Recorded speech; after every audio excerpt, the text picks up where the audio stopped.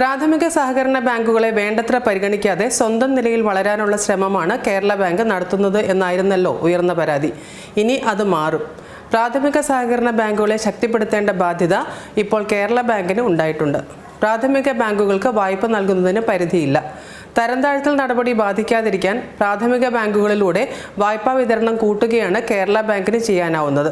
പക്ഷേ തിരിച്ചടവ് പ്രധാനമാണ്. അതിനാൽ തിരിച്ചടവ് ഉറപ്പാക്കുന്ന രീതിയിൽ വായ്പാ വിതരണം ഉണ്ടാകണം. ഇതിന് ചില നിർദ്ദേശങ്ങൾ ഉയർന്നു വന്നിട്ടുണ്ട്. ഒന്ന്, സംരംഭങ്ങൾക്കുള്ള സഹായമാണ്. പ്രാഥമിക ബാങ്കുകളിലൂടെ സംരംഭങ്ങൾ പ്രോത്സാഹിപ്പിക്കുകയും അതിന് കേരള ബാങ്ക് സാമ്പത്തിക സഹായം നൽകുകയും ചെയ്യുക നല്ല വായ്പാ വിതരണത്തിനുള്ള വഴിയാണ്. കേരള ബാങ്കും പ്രാഥമിക ബാങ്കും ചേർന്നുള്ള സംയുക്ത പദ്ധതിയായി പോലും ഇതിന് ഫണ്ട് നൽകാവുന്നതാണ്. കേരള ബാങ്കിന് ഒരു വിദഗ്ധ സമിതിക്ക് രൂപം നൽകി ഇത്തരം പദ്ധതികളുടെ വിജയസാധ്യത പരിശോധിക്കുന്നത് പ്രാഥമിക ബാങ്കുകൾക്കും സഹായകമാകും. പ്രാദേശികമായി കൂടുതൽ തൊഴിലവസരം ഉണ്ടാവുകയും ചെയ്യും.